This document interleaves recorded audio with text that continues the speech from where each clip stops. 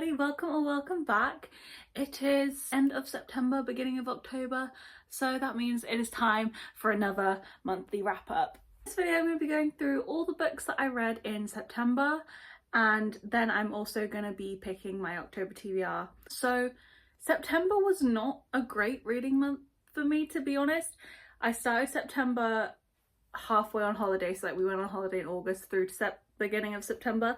Still kind of reading like for summer, I guess, and then came back and kind of fell into a little bit of a book slump. So this is the least I've read the entire year. I only read 4 books that I completed in the entire month, which is like, I usually read between 9 and 11 books in a month, so that's really not great for me. But nevertheless, I did read some good books. Even though I was in a bit of a slump, I read some really good books, so I'm going to take you through them. The first book that I read in September, I read Bad Reputation. I actually started this in August, finished it in September. So Bad Reputation is actually 2 books. Actually, it's 2 books technically. I actually read 5 books, just saying. Bad Reputation is kind of like a continuation, kind of like a little bit of a spin-off, more of a continuation of the Addicted series, which are the white books you can see here in the corner. The Addicted series follows 3 different couples, so 6 people, and then in like midway through the series we get introduced to 2 other people, another couple who are heavily mentioned throughout the final few books. Basically just see their entire story, them falling in love and all of the trials and tribulations that come along with their love story. It kind of goes through multiple different books. If you're following the Addicted timeline, I don't even know when it starts, but it goes through a lot of different books, and you'll see scenes that we kind of saw or were referenced in the Addicted series. I absolutely loved it. I really fell in love with Willow and Garrison's character, especially Garrison. I felt so much for him as a character, like what he was going through with his family. It was just one of those scenarios where it's like, you cannot reason with someone who will not see sense. Like, it's impossible, no matter how much you're coming to someone with like honesty and hope, and you just want to make a situation better. If they aren't willing to see the reality, then you can't really argue with stupidity. Yeah, I loved their relationship. It was very sweet. It was giving kind of not grumpy sunshine, it was giving like shy girl, bad boy, but not really about, you know what I'm getting at. Goes from them in high school all the way to marriage and kids and all that stuff. So we're following them through a lot. If you're a fan of the Addicted series and you haven't read the Bad Reputation duet, you need to read it. It is so good, and you are going to fall even more in love with Willow and Garrison, and you will get all of the little bits of the other couples that we all know and love. Also a lot of Daisy and a lot of Lo, which after that, I read this kind of on the flight back from holiday, and then it took me a while to finish. I'm not gonna lie, this was kind of like my slump era, not because of the book, I will explain. So I read The Serpent and the Wings of Night by Carissa Broadbent. Because I started it, I read about 100 pages before the flight, and I was like, okay, this is a good book. I feel like this is gonna be one that I feel like I can read a lot of this on the flight. I'm already kind of in it, like I'm excited to continue reading it. I just don't really read on flights, and I always think I'm going to, and then I don't. So I probably read about 20 pages on the flight. I barely picked it up. So I got home, and I feel like, honestly, I did a bit of a disservice to the book reading it the way I did, because every time I picked it up, it was good and I was enjoying it, but I just didn't want to pick it up because I feel like it was just a different time. I was like, I read that on holiday and now I'm home and now I want to read something else because this is a different scenario. Do you know what I'm saying? I don't know. We're following a girl, forget her name already, and I don't have a physical copy, but she is a human and she's living in like vampire society. Like, the humans are basically like cattle to the vampires, but she's basically just been picked out by the king vampire, and he's like, you are special to me, and you're special and I love you, and you're my daughter now. And he just makes her his daughter and is like, you're my daughter, slay. This is the biggest, baddest vampire in the world as well, basically. So it is a random thing for him to do. She grows up and we see her become this kind of like vampire slayer. Like, she is very much adapted to the vampire world. She's not really human anymore, but if she's still not a vampire, she's kind of an in-between of like, doesn't know where she fits in. And we see her going out and killing these vampires, which kind of sets her up as like this tough warrior kind of character, I guess. It turns out her father, the vampire, is making her compete in these trials. It's kind of like a Hunger Games kind of scenario vampires can compete in, and it's basically like the winner gets a wish from the goddess, I forget her name, and yeah. So that's what it is. She meets, I think he's called Rain, he's like the guy in it during the trials. He's also there, and they kind of like form this like alliance and stuff, and it's very fun. I really liked it, especially the second half. Once I got into it, I started to really enjoy it. I'm excited about reading the next one, kind of. I mean, people don't have the best things to say about the next one, so I don't know, but I thought it was good. I wish I'd read it just quicker, that's all. But overall, I thought it was good. I liked the romance aspects, I liked the plot, I liked the trials, I liked pretty much everything about it. For some reason though, I was slumping during reading it, so yeah. Once I'd finished Serpents and the Wings of Night, I was kind of like, okay. By the end of it, I really enjoyed it, and I was like, do I want to read the next book? Probably not a good idea, just in case that slumps me out even more, because I just got out of my slump. Let me read something similar. So I had this duology, Carve the Mark, on my TBR, and I thought, you know what, let me give it a try. I'll put it down if it doesn't hit. I haven't really heard too many people talk about this duology. It's YA sci-fi, I think. Romance, mainly sci-fi though. I absolutely loved this. I rated this like a 4.5. I had such a great time. I feel like this is such a nice change for me from other books that I read, and like I don't want to stand here and say that this is such a unique plot and you'll never read anything like this, because if you read sci-fi, that's probably not the case. Like, this is probably pretty, I don't want to say basic because I don't want to understate how much I enjoyed it, but you know what I mean. It's probably not like gonna change your life if you are a big fan of that genre. But if you're a romance reader or like a romantasy reader and you just want something a bit different, I think this is such a good duology to try, because it's like you've got the sci-fi aspects, but it's not too confusing, it's not too like intergalactic to the point of like I'm just like, what the fuck, I don't care about all this. There's a really nice romance that goes on. It's very like young love, teenage love, like, oh, I don't know, I'm like nervous, and like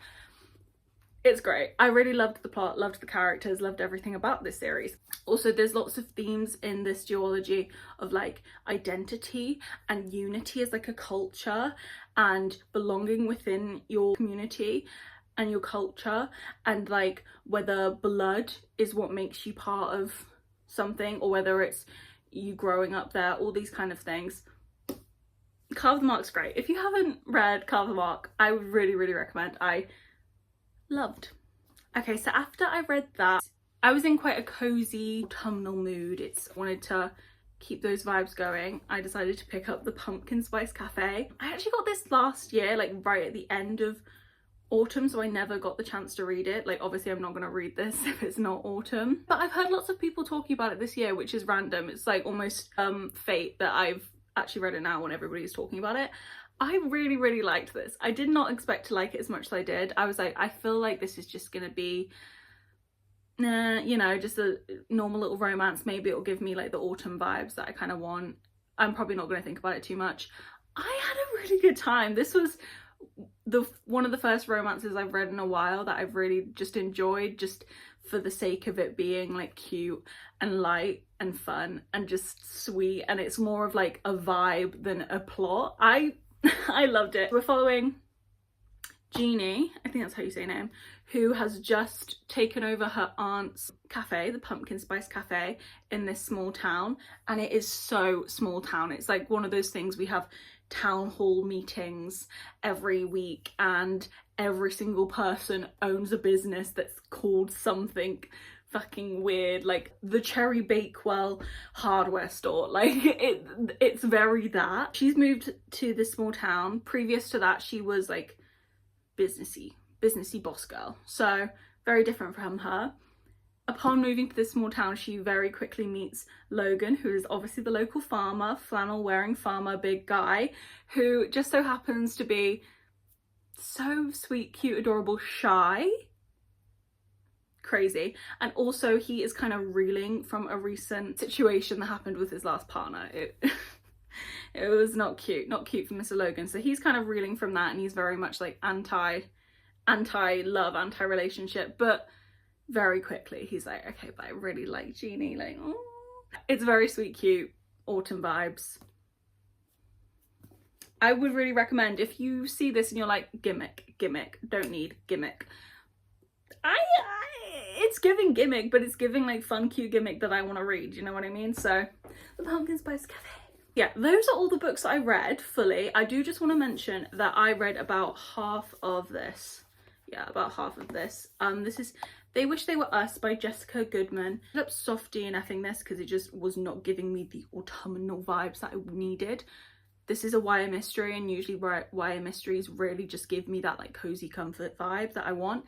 This didn't do that. Basically about a friend group, but we're specifically following one girl. And they are the like elite students at this private school. Like, they are the most popular kids. They are very much making all the rules, very cool. And they're part of this secret society. And they're the seniors, so it's their time to kind of like make the rules and rule the roost at this school. Their best friend, like one of the main people in this group, was murdered by her boyfriend, who was also in their group.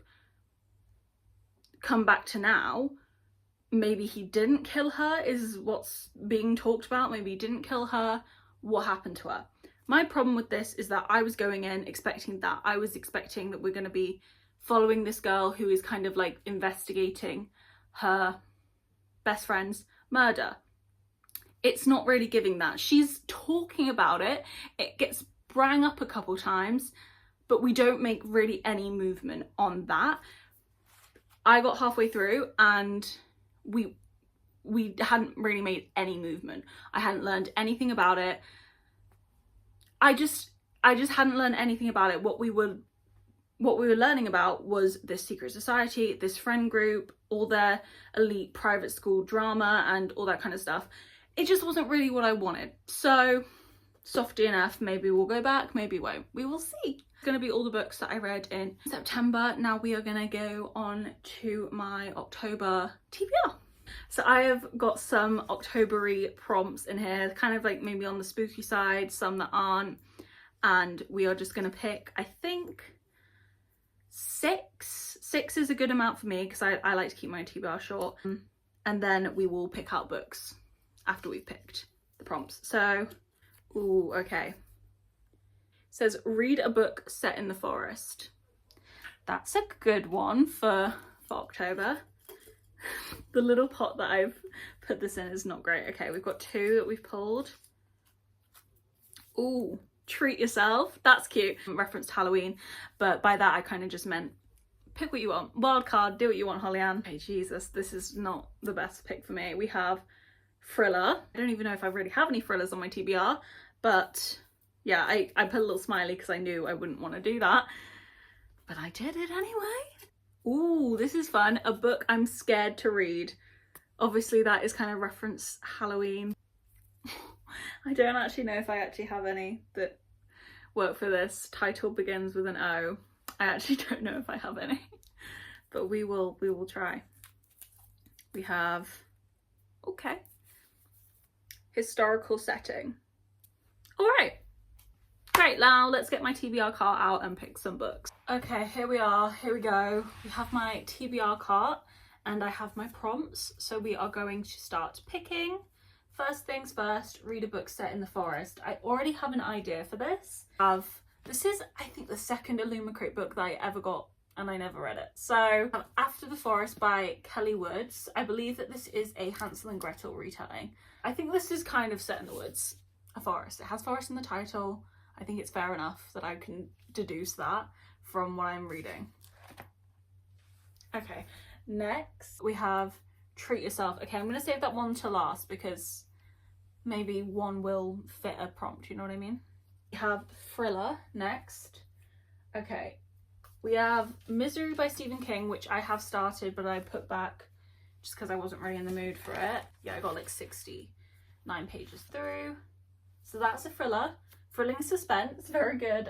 I don't know if I don't think I have any other thrillers. So I think it's gonna have to be this. Okay, this is also gonna fit the vibe. Cool.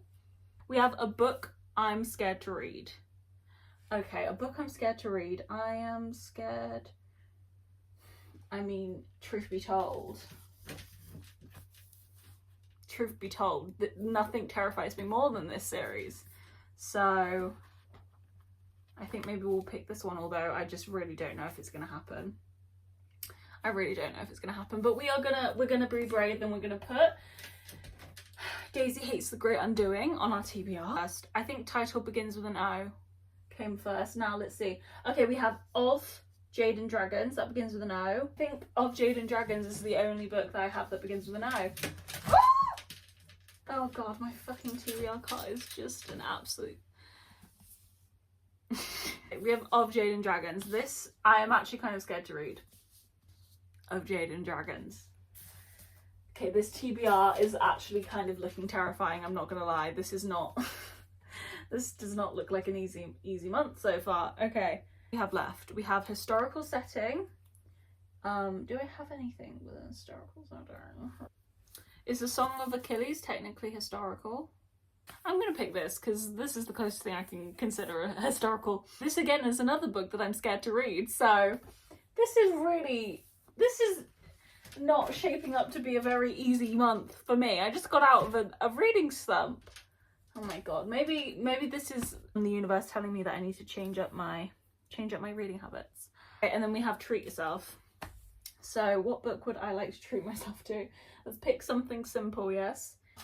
I'm gonna pick Tools of Engagement. Not necessarily that excited to read this book. This is the last book in Tessa Bailey's Hot and Hammered series. I've liked this so far, but it's been a while since I've read one of these books. Yeah, I'm not particularly excited about it, but I think this is a good palette cleanser to add to this TBR.